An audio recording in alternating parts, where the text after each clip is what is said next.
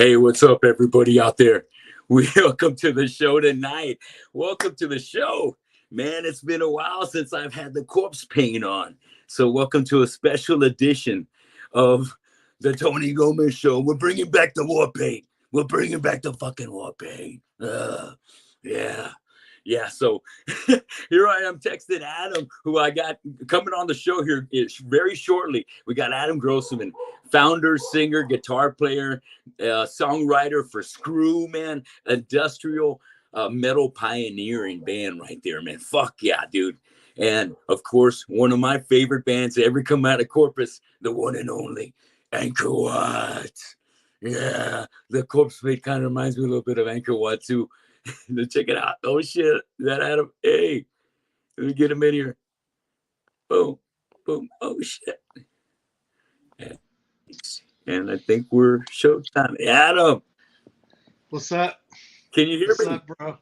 Yeah, man. What's happening, man? Dude, that fucking makeup looks badass, dude. Your corpse paint game is solid. I just want to tell you. Hey, dude. Thank you, man. Thank you so much for joining me tonight, dude. Wow, what a thrill it is, dude, for me, man. I apologize. I'm running a few minutes late. It's all good, man. It's all good. Last week, I had Piss and Razors here in the studio, man. I was here keeping it busy for about half an hour before the guys joined me. So don't feel bad, man. It's all good. Can you hear me? Let's see. Looks like we froze for a second. There we go. All right. Do me a favor, Adam. Would you mind changing turning the camera maybe sideways so we can fill in the black?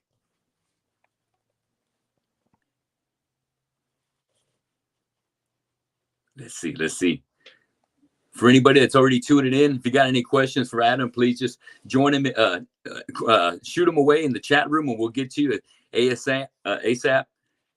There we go. We're just going to change that up real quick. We're going to get the show on the road. Man, I'm so excited to have Adam in the studio tonight. Wow, man. A matter of fact, I'll get to it here in just a minute. But there we go. All right. Can you hear me? Yeah. All right. It keeps freezing, but we're good. We're good. All right. Man, I've been taking some good notes over here, man. Let me bring it back. Kind of got caught up by putting on the makeup, man. No one's ever kind of challenged me to put. I felt like somewhat of a challenge, like, hey, are we gonna wear the corpse paint tonight? I was like, hey, no one's ever fucking said, hey, bring out the paint. And you know, one of the pictures that I promote the show with is me with the corpse paint, and it's one of my favorite shots, and that's why I wanted to put it out there. And I really hadn't worn the makeup in probably about almost 10 years, and it was that long. Say, like, yeah, dude. Integrity or Killamora reunion when I used to wear my makeup like this all the time, and it was actually Billy Milano from SOD and MOD that talked me out of it. I went and played a show at Headhunters, and he said, "Hey man, Tony," he invited us back to his pad, and we did an interview with us. Man, we felt top of the world that night. But he said, "Tony, you don't need a gimmick, man. Some bands need makeup and this and that, but you got a strong voice. Drop the gimmick." So off of Billy's fucking recommendation, I skipped that fucking pre-show ritual, which usually takes at least half an hour before I'm ready to go out there. But thank you so much, Adam, for putting the makeup on. That was when he was living with this buddy of mine, Bill. Did you meet a guy named Bill? Not that evening, man. It was the same time he was managing Headhunters. Yeah. Oh shit. Yeah, he's Billy's watching the door at this neighborhood bar now over on Ben White. I see him every once in a while. Oh shit! Very cool. Yeah. Very cool. Yeah. Well, you know what? We're already getting the question coming in, but before I get to the first question, I gotta bring it back to the history of the first time I think I seen you perform was at the first End of Summer Slam session with you guys, Devastation, and was it Rotting Corpse the opening act that day? Rotting Corpse, yeah. Rotting Corpse, yeah. I think Rotting Corpse did all three of them here with you guys. I think so, yeah. I mean, I just saw some photos the other day.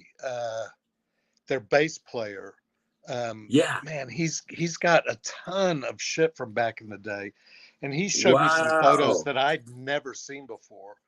It's really cool. That is very cool, man. Walt, Rotting Corpse Walt, man, that's a beast right there.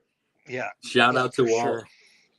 So yeah, the end of Summer Slams, dude, and you know, I never missed an Angkor Wat show after that, because it was always, not only was the music kicking ass, but it was always such an exciting time at the show. You never knew what was going to happen. It was very unpredictable. Like Slayer. Not sure that's a good thing. Wild, and you bring out the craziness at everybody here in Corpus, man, when the shows would go down. Yeah. You were infamous for it. Yeah, dude, you know, those days were, I mean, I feel like I've had a pretty long career, because I was already playing music, you know, prior to back to Corpus and starting Angkor Wat. And I, you know, of course, I've had a long career after that, but man, those days were, you know, they're just not repeatable, because it was a time and a place, you know. It was like everything was brand new, and people were just like kind of waking up to this new thing that was happening. And yeah, it was classic, man. Those were some classic times. You cannot repeat that shit, you know. I'm telling, and I think that me and you were blessed to be able to live through that era where all this was taking shape. You know, absolutely, man. Absolutely. You know, the thing is that time will never ever happen again, right? Because it was just like the perfect time. I mean, it was back when, you know, it was the beginning of the do-it-yourself kind of deal, you know. And I mean, we built our own stage, you know. We put on the shows at, you know, places where we could rent, because in Corpus there was no place to play, right? So you just had to make do. You know, Galvan Ballroom was cool. That was a fucking cool place to play. But I mean, you know, overall it was like we really had to make it happen, you know, back then. And you know, it kind of broke up there for just a second. Go ahead. Yeah, I was just gonna say that kind of, you know, it's like nowadays everything is kind of spoon-fed, you know. Let's see, it's telling me I've got an unstable internet connection. That's the story of my life. Let's see. But yeah, I mean, and at the same time, you know, like all the bands were friends, and we were, you know, super supportive, Rodney and those guys. You know, I used to go over to Dave Burke's house all the time. I was just talking to someone about this recently, I guess when he passed, that, you know, oops. Here, we'll get him right back on. Just a little trouble. There he comes. Like the dude was always fucking playing. Yes, Dave. Dave Burke. Rest in peace, Dave. Yeah, man. We're coming through. Come on. That's it.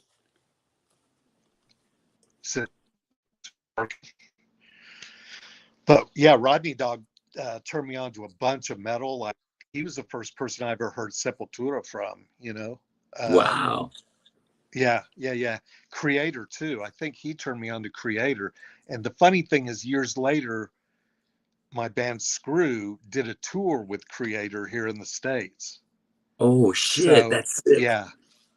So it was kind of cool. Yeah. But yeah, those days, man. I mean, you know, and everybody made friends.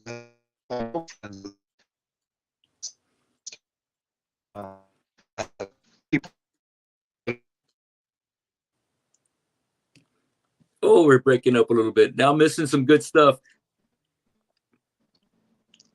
I'm sorry, Adam. You there? Damn. There we go. All right. There you are. Can you hear me? I can hear you now. Yeah. There we go. Yeah. Sorry about that. I don't know what's going on. Oh, I know. Let me. Okay, go for it. Raphael, I see your questions in there. We're going to get you, big dog. We're going to get you. Let me see if I can fix this. Okay, cool. All right. Oh, great. While you're doing that, I just want to give a shout out to some of the most memorable fucking places where you guys would fucking destroy. You know, when you would play at the Stardust Ballroom, Man, that was always a fucking blast.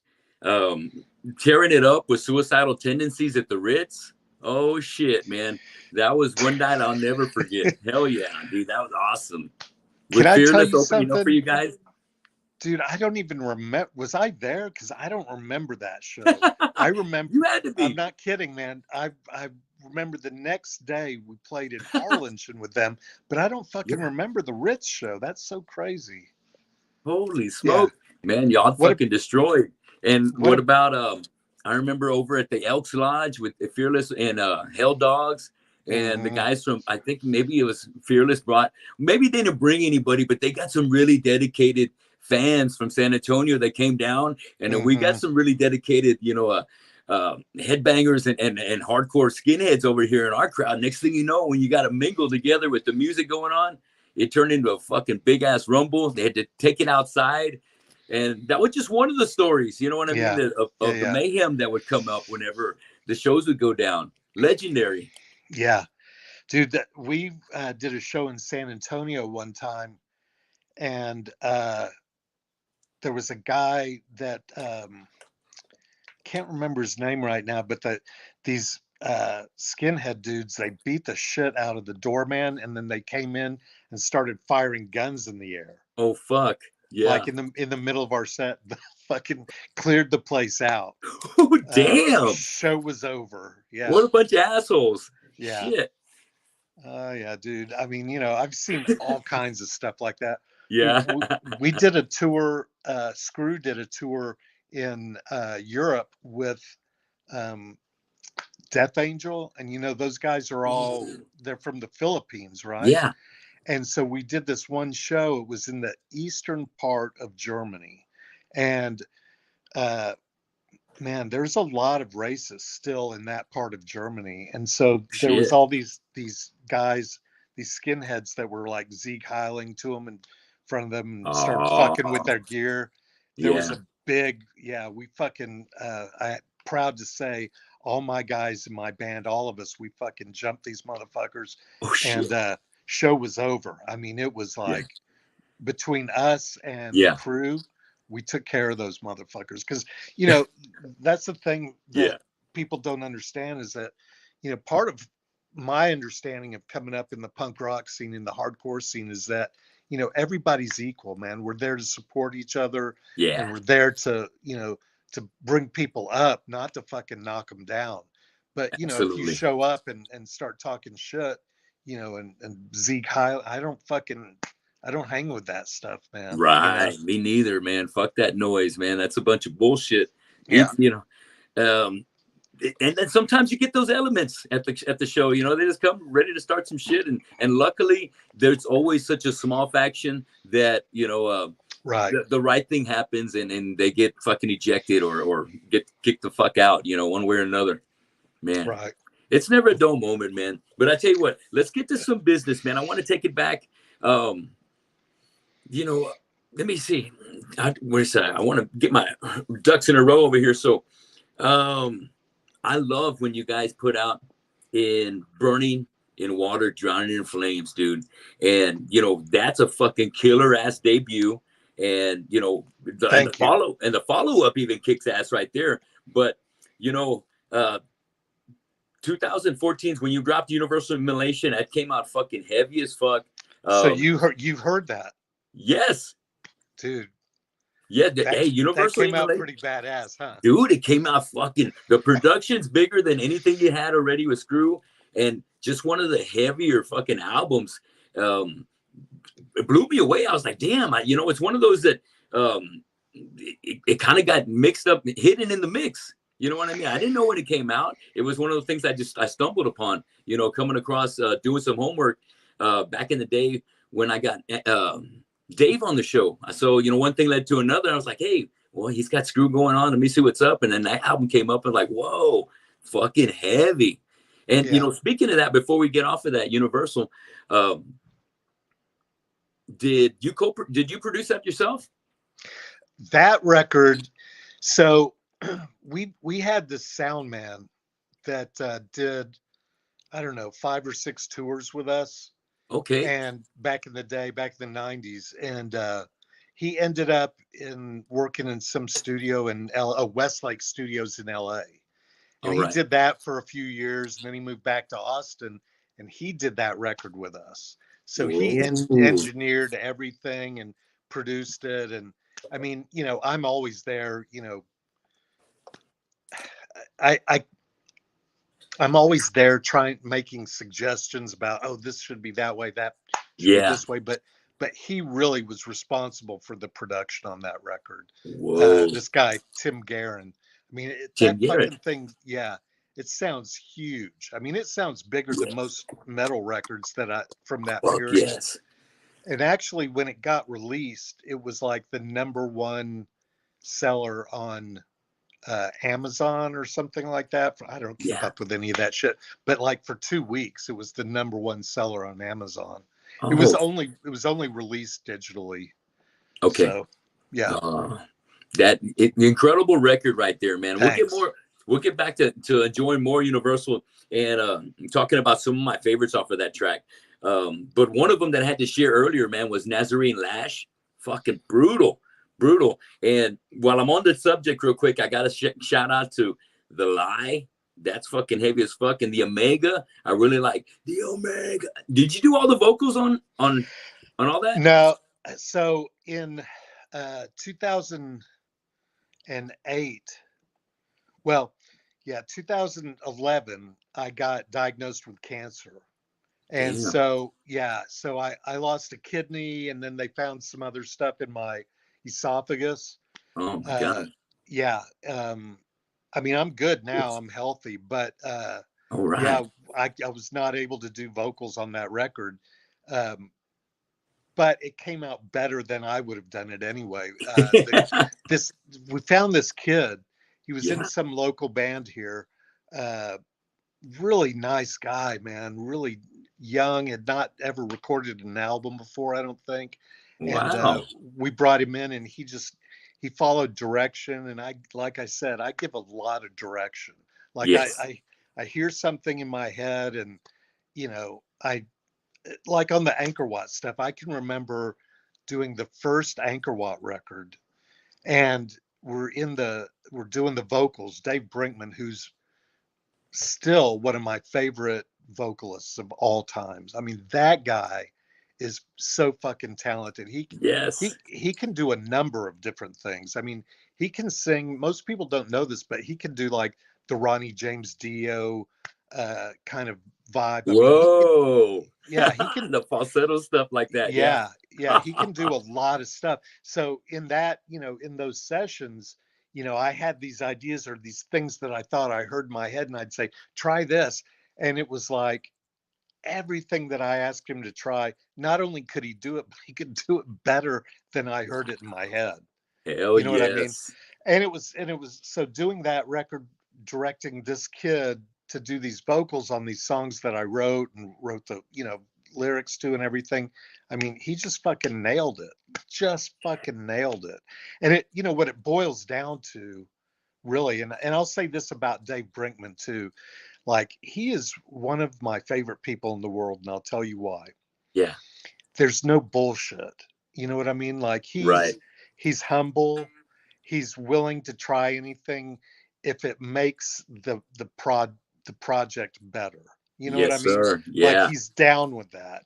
You know, it's not about like, well, I wrote this or you wrote that, or, you know, it's not like that at all. It's just about how can we make this better? That's why, you know, that's one of the reasons why I think Angkor Wat was, you know, as successful as we were, because, you know, we had a good team. You know, we had people that were willing to go, okay, yeah, that's a good idea, or let's try it this way, or whatever, you know. Yeah.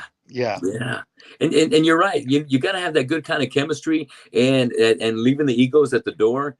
And I think at that time, I mean, I'm just taking a long shot, but because speaking from my own experience at that time, it's just like you and your friends are getting together doing a band. It's not an ego thing. It's more of a let's challenge ourselves to fucking bring out the best in each other. And this band is going to be fucking phenomenal. Just if we please ourselves, everybody else is going to fall and, you know, is going to dig it. That's exactly right. And I'll tell you, you know, I moved back. So I'm from Corpus originally. I was born there in 1963, and I lived there till I was 12 years old. My mom got remarried. We split, moved to Houston for a couple of years, then to Yeah. Austin. Okay. And when I was like 19 or 20, I guess I was just about to turn 20, I moved back to Corpus to get sober because I was real fucked up in Austin. And I was Okay. playing in bands and stuff, and bands that, like we opened for Minor Threat on a couple of shows. Oh shit. Yeah. Yes. Fuck yeah. Played with fucking, what's that band? They did the record Zen Arcade. Why can't I fucking think of the name of it? Bob Mold is the Oh shit. Husker Du. Husker Du. Oh, Husker. Yes, Husker Yeah, Du. we played with them. I mean, we did a lot of shows back in the day. Yeah. And then I moved to Corpus to get clean. And while I was there, I didn't know how long I was going to be there, but I'll be honest with you, man, I was bored as fuck. And I was also like kind of clear-headed for the first time. And I started playing my guitar, and I was getting better, right? Because I wasn't so fucked up. The guitar became like the focus. And so I, forget how I met Danny. I think I was just like skateboarding in the fucking parking lot where I lived. And I don't know. That's so random. Yeah. Yeah. And so, so one thing led to another. And he and I met Dave Brinkman and Mike Trevino, also a solid motherfucker. I mean, those two guys have been friends since they were kids. Yes, sir. So of course he's going to be, a solid dude. We met them at a show. I don't remember. It was at the Ritz. I don't remember what show it was, but they were like, we were like, oh, look, there's two guys that look like they've heard hardcore before. You know what I mean? Yeah. Corpus was primarily a metal scene at that time. And in Absolutely. fact, that first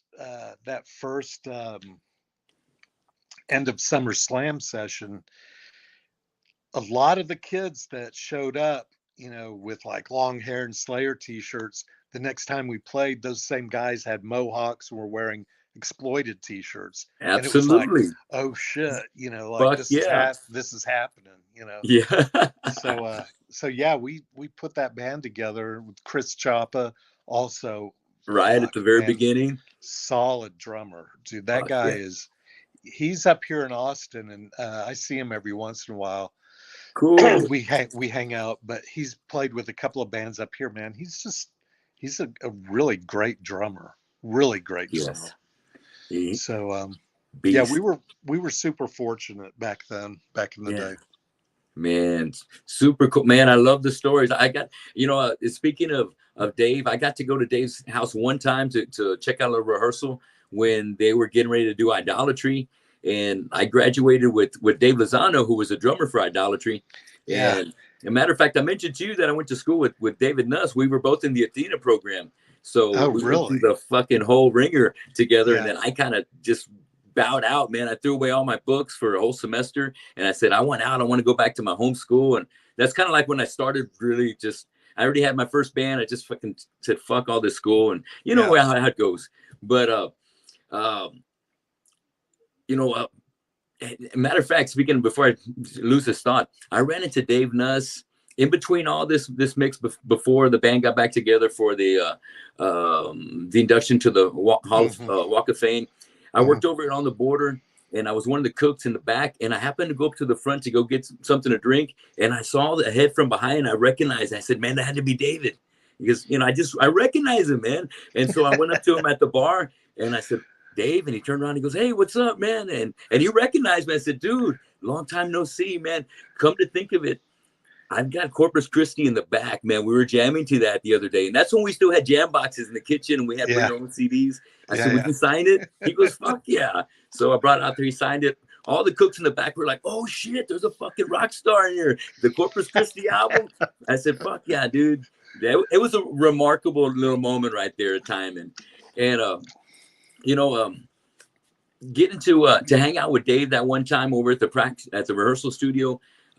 Such a great guy. And other than that, I really never had a chance to meet Dave Burke. But Yeah. what a solid guy. Yeah, and just like just the nicest, like I mean, if you're in the music business for any period of time, like outside of like the local scene, yeah, you realize that people get full of themselves and they get sure. kind of full of shit, and they Yes. they tell you what they think you want to hear, and Mm-hmm. it's a weird deal. But when you have people like Dave Burke was always like, that guy was a fucking shredder. Like, Yes. he did stuff on the guitar that I didn't even understand. We'd be sitting in his room talking about, I don't know, whatever, and he'd have a Alan Holdsworth record on, and he's Mm-hmm. jamming to this Alan Holdsworth, and I'm like, what Oh the fuck shit. is that? Yeah. What's going on here? It was way above what I was even Yeah. capable of thinking of at that point in time. But yeah, Dave Lozano, man, so I heard from him Uh-huh. maybe a year ago. Oh, cool. He's in LA, and I guess he's he did the Death, whatever that Yes. Death tour was, and he's that guy keeps busy. He sure That guy does, keeps man. busy. Yeah.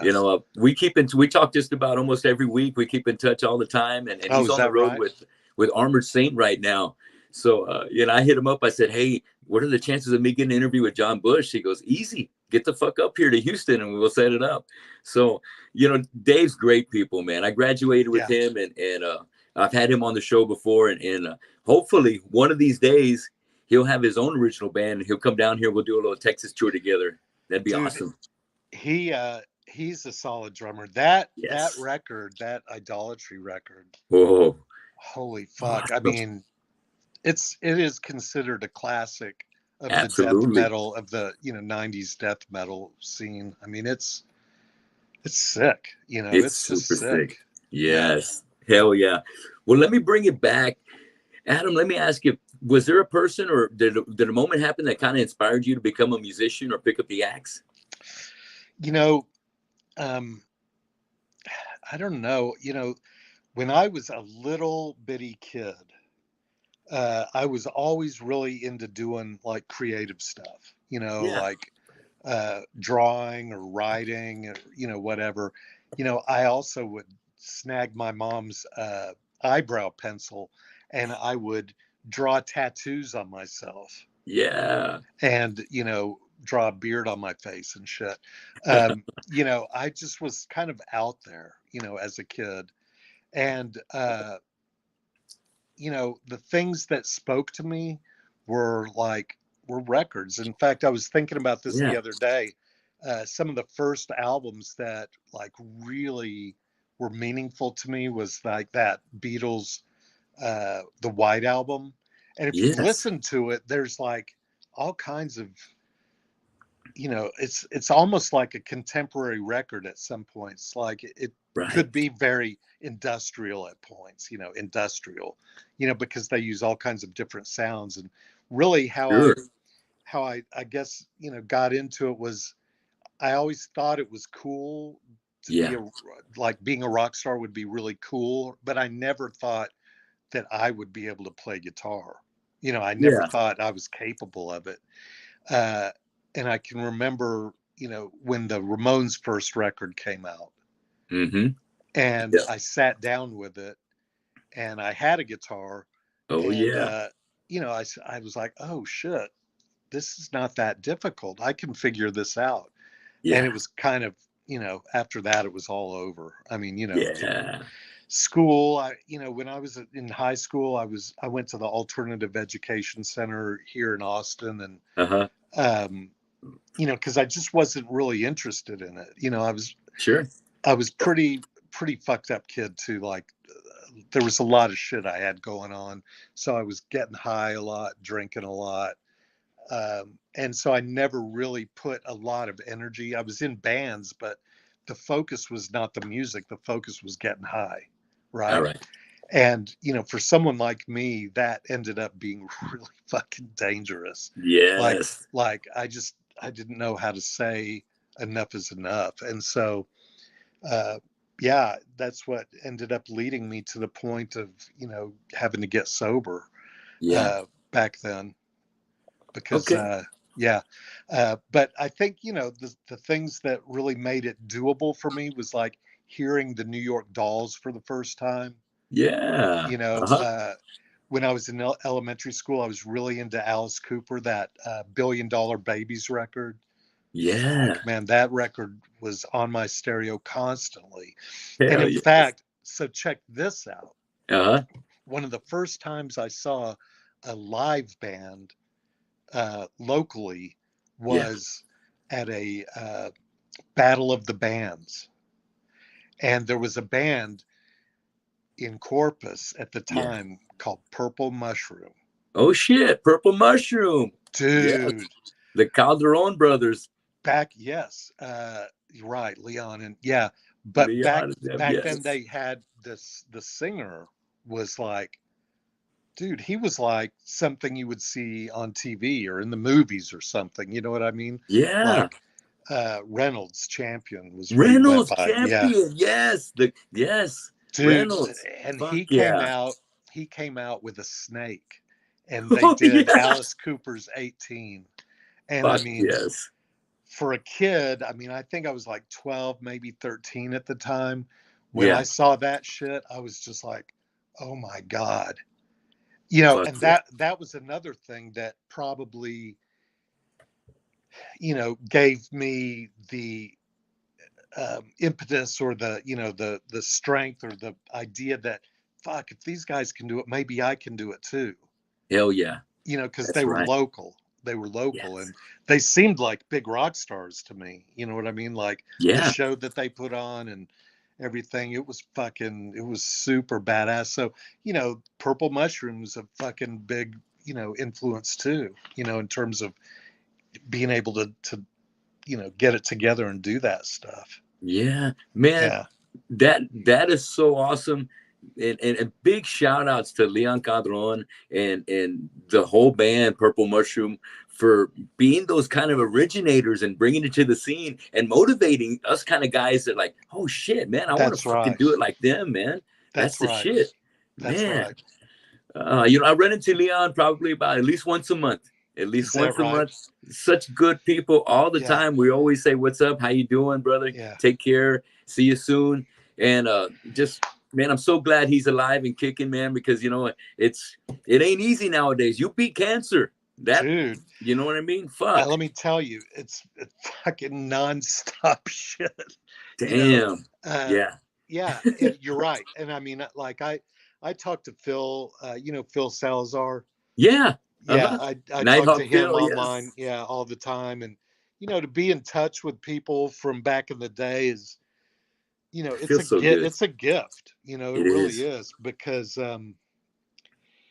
you know, times are just different now. You know, Uh, times are just different, and you yeah. know, you want to be able to have those same kinds of relationships with people, but you know, for some reason, I don't know, maybe it's just because, you know, we're getting older, but it's hard to develop those kinds of friendships. Boy, Yeah. you know, you talk to someone, or you know, another guy's Willie Mellon, who used to we'd rent his PA for Uh-huh. all those shows. Okay. It was Yeah. either Phil's PA or Willie's PA, you know, Okay. whoever was available. And Uh-huh. Willie worked at Sound Vibes for fucking ever. And Oh, killer. I bet I know Willie, man. Shit, I'm yeah, sure I've seen him. yeah. Yeah. And so, you know, just to be able to be connected with people from Corpus again is, I don't know, it's kind of killer. You know what I mean? It's like, it's my only connection with home, really. You know what I I'm know saying? what you mean. Yeah. Yep. Oh, and it's a good one. You know, and that brings me to my next question right there. Well, let me take it back right here. Okay. So I seen that you posted something about you jamming with, or you run into an old friend of yours, Matthew, from your band, The Infected, that you had going on back in '82. Is that right?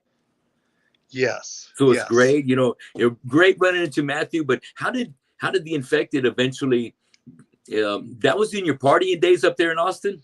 Yeah. Oh my God. Okay. So yeah, so those days. What was that band like? I mean, we didn't know what the fuck we were doing. But you know, the older bands, you know, the guys that were older than us, like the Big Boys and the Dicks, Big they Boys, always, Big, yeah. yeah, they always took care of us. They always, you know, hey, come play a Cool. show, and you know, yeah, yeah. But at one point in that band, we had the singer, the guy who later went on to sing for Scratch Acid and Oh shit. Jesus Lizard.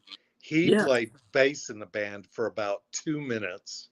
You know, it was just, there was so much like craziness because, like I said, you know, it was really more about getting high, you know, and using chemicals that, you know, were not good for you. And, Right. you know, just stupid shit, you know, just stupid, crazy shit. And, you know, the sad thing is not everybody lived through that. Not everybody made it out. You know, we lost a lot of people back in the day.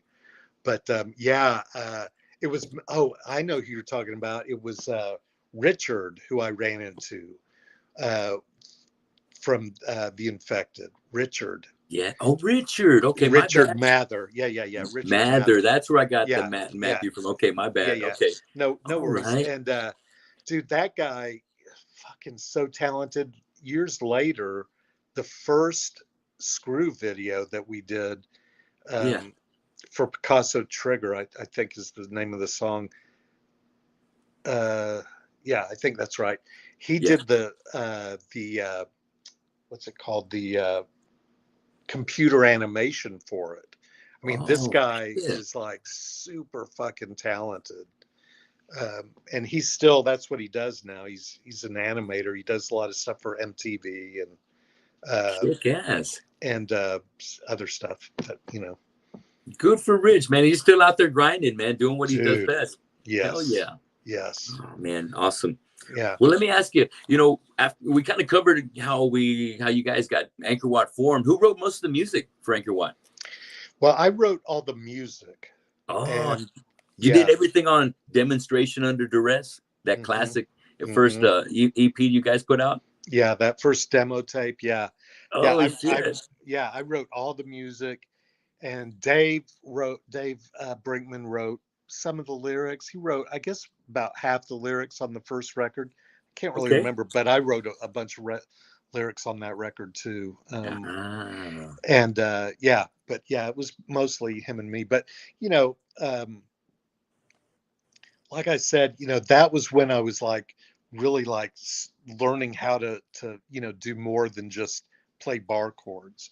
Yeah. And so some of those songs, it's like everything plus the kitchen sink. You know what I mean on the song? Yeah. But and then the next record, yeah, I wrote all of that. Or I think Dave Nuss wrote lyrics on one song. Okay. All right. But yeah, because he sang a song on that record. You know, that was a really weird deal too, because we intended, like, we wrote that record for the whole band, and I think at the last minute, or maybe not the last minute, but like within the last 6 weeks before we were supposed to go in the studio, Brinkman and Trevino just were like, you know, because we were wanting to move to, you know, Austin, and those guys had lives, you know, and real jobs, you know. Yeah, Dave Brinkman, permanent jobs. Yeah, had like a real career kind of deal. And, you know, I was in college, or I just graduated from college, and those other two had just graduated from high school. It was a weird band, because like I was right in the middle. There were two guys in high school, two guys that were like 5 and 6 years older than me, and I'm right in the middle. You know what I mean? So yeah. So that's why we ended up doing that as a 3-piece. And I'll be honest with you, dude, the last thing I wanted to do was be a singer. I did not want to fucking be a singer. I was going to ask who did most of the vocals on there. I did all of them, except for that one that David did? Except for the one song. Well, and then there's the cover of Barracuda that we convinced Mike, why am I drawing a blank on his last name? From Militia. Titsworth. Huh? Titsworth? No, Mike, from the band Militia. Holy fuck, oh, from Militia. Yeah, oh, shit. Yeah, old school right sang, there. Yeah, he sang Barracuda on that okay. album. Yeah. Kick ass. Yeah. Wow. So Corpus Christi didn't really work out exactly like you were expecting. No, I mean, not really. We even at one point we were talking to the singer from The Accused. Oh, Blaine. Yeah. About coming down and doing it. And holy shit. He was into the idea, but he had a girlfriend at the time, and she was not, into the idea of moving to Texas. I don't blame her, Oh shit! All right. So when we recorded those vocals, dude, when I stepped in front of the mic to do vocals on the first song, it's the first time I'd ever tried to do vocals. And then did you start with Corpus Christi? I don't remember what the first one was. Okay, all right. But that was the first time you had to actually get it done. Oh shit! For keeps. Not even in a rehearsal had I even tried. Oh no! Yeah, like literally all right. In the studio recording the record was the first time I ever tried to do vocals. And I can hear how there's some you're trying to bring back some traits that Dave would bring to the vocal. That wow, some of his characteristics. Yeah, but it's not gonna. And Dave's the only one that can do that. Dave Brinkman is like, But I did. But that's fucking brave of you to go up there and fucking make it happen. You got to do it. We had no choice. And you didn't have a choice. Yeah. And really, you bring up a good point, because if I hadn't have been in the room with Dave, watching him do that shit so much, then I would have never been able to do it myself. Yeah. But I saw how he did it. It was, That was the best thing. That was the only advantage you had. Was seeing going down the rehearsal. Yeah. Wow. Yeah. That's huge. That's huge. But that kind of opened the doors for your confidence after that. You're like, okay, well, I can do this shit now. Now it's a matter of when you started making the well, I don't want to jump too far ahead of me, but I really thought that after getting the courage of doing those kind of vocals right there, when your next thing came up, it was kind of by then you were very comfortable and ready to get in there then. I'll tell you something that, you hit on something just now that was actually really important, an important point for my life, not just musically, but overall, because what it did was it forced me to kind of get out there and use my voice to express something that I experienced inside. It was easier to do it on guitar because it didn't have to actually come from me. Right. Yeah. And getting in front of that microphone, dude, I had to overcome like a lot of shame and a lot of fear, a lot of embarrassment, that I'd experienced in life. It was like fucking hardcore. Like, it was really an intense experience. And, it did get easier and easier as time went on. By the second to the last SKREW record, Angel Seed. Yeah. By the time I got to that was probably the height of my vocal abilities, because I had just been doing it so long that I was able to do a lot more than I ever thought I would have, Yeah. But again, dude, I'm a guitar player. That's what I enjoy doing. Yes. And it's, being a vocalist is, it's just, it's a different thing. It's a different thing. It's kind of, in your case, it was almost like a necessary evil. And I can imagine that you being the brains of SKREW and having so much vision that I know you have, that it was just one of those kind of things that kind of almost had to be done. Almost, it's like, this, I hear it. Yeah, I can deliver it guitar wise, but now it's time to go ahead and execute vocally as well. Yeah. Yeah, that's a very good point. I hadn't thought of it that way, Tony. But yeah, Well, you're right. You're absolutely right. let me ask you about this. So, what was it? What happened after Corpus Christi came out that made you make the switch to going, solo and going to do SKREW? And did Danny go with you at the same time? Yeah, I mean, the first SKREW record, actually, we were still called Angkor Wat when we went in the studio. I In was fact, curious on about that. Okay. on the 2-inch reels, it says Angkor Wat on the reels for the Whoa. first SKREW record. And what happened is that by that point, there was only 2 of us left. Okay. And it was kind of like, well, is it really fair to the other guys and Right. to continue with that name when they're not there, and and it is pretty different. So we decided on changing the name while we were in the studio recording that record. So Okay. yeah, Danny was still involved. He was in some ways he was like my right hand man, because he was very adept at computers and shit, Okay.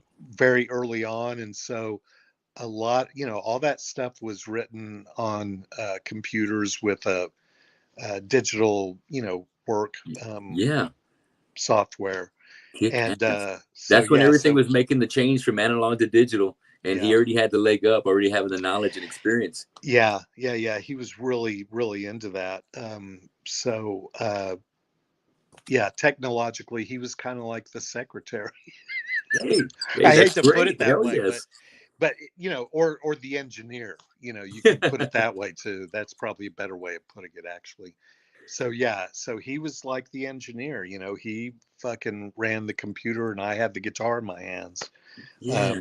And programming drums and shit, and uh yeah, actually the first so here's the interesting thing, and not many people know this, but I was going to, back then it was called CCSU, Corpus Christi State University. Now it's A&M, right? Yeah. And I was working on a radio, television, film degree, communications degree. Cool. And yeah, and my focus was making these little short, you know, 3-minute films that were like a painting. Okay. But they weren't, a painting is just one picture, right? But these Yeah. little films were, there wasn't like a story to it or anything, but it was meant to create some sort of, um, what am I trying to say? Create some sort of emotional response. And Yeah. so what I was doing was I was creating sound loops using 2 jam boxes. So one Okay. was a dual deck jam box, and then another one with a single deck, and I'm bouncing shit around on cassette tape and creating these loops basically, and these Uh-huh. kind of crazy sound,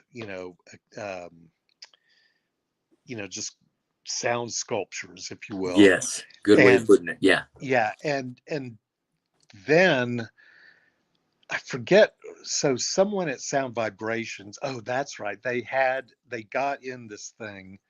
We used to hang out there a lot because Hell we had yeah. nothing else to do. I don't know. Yeah. But they got in the keyboard section, this guy, Chip Phelan, who used to Yeah. work there. He showed us the very first sampler that we ever saw. Oh shit. And we were like, oh fuck. And Yeah. somehow we talked him into letting us borrow it. I don't know how we fucking did that. Robert, who has since passed away, God bless his soul, he was a great guy, but He was. Yes. he would have never allowed that if he'd have known. But we ended up borrowing that and just like fucking around with it, and we were like, oh shit, like Yeah. imagine what we could do with this. Fuck yes. Imagine how much we could add. And Hmm. even on the first Angkor Wat record, there's that intro with the baby crying and all that shit. Uh-huh. We did that on that fucking oh, that's one of your first creations on there, right? That's exactly right. One of the first digital creations. We made that. I think it's called Innocence, right? Yeah. Yeah, right. Dude, good memory. Yes, hell yes. Yeah. You must be taking your vitamins because I do. God, I can't remember half that shit. Oh, But I'm like just I told lucky. you earlier, I don't remember that fucking someone else brought that Ritz show up a while back with Suicidal. I'm like, I'll be damn, I don't fucking remember playing that show, but I must have been there. You were there, of course, man. Yeah. The whole band, you guys were amazing. You're lost in the moment. It's funny that you don't remember that one, but you remember the next day. Yeah. Well, and one thing that I remember from the next day was in Harlingen or McAllen. I can't remember now, but it was at this like fucking kind of a Coliseum type place, convention center. Uh-huh. And I will never forget this as long as I live. We're playing and the crowd is going off and it was packed and we were getting a really great reception. And this kid got on the stage and he went to dive in and he dove on top of some people. And there was a kid at the very front who grabbed his leg and took a big bite of his leg. And I was just like, I looked at it and I went and I fucking smacked the kid as hard as I could right there. So he stopped. You know what I mean? Yeah. Do you hear that? What the fuck? Do you hear that noise? That's fucking far out, man. Holy shit. I think our connection's fucked up. But yeah. I know what you're doing. It's acting up a little bit on us. Weird. Why do I remember that? Oh yeah. Okay. Hey, but real quick, because since we were talking about sound bites, I gotta give a shout out. Robert Swaga, who also gets this cool sound bites. He joined us in the chat room. He said, yeah, he remembers when you borrowed the keyboard, and he was saying about the show here at the Ritz. He says it's probably in Omnia Mirage. In regards to you not remembering the Suicidal. Yeah, Robert actually, dude, he did me a huge favor at one point. There was another, hang on a second. Can you hear me now? Are you there?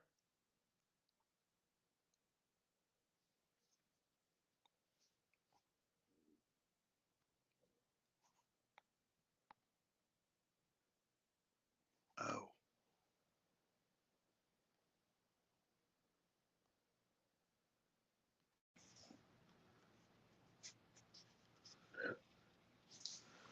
Are you there? I think I got cut off.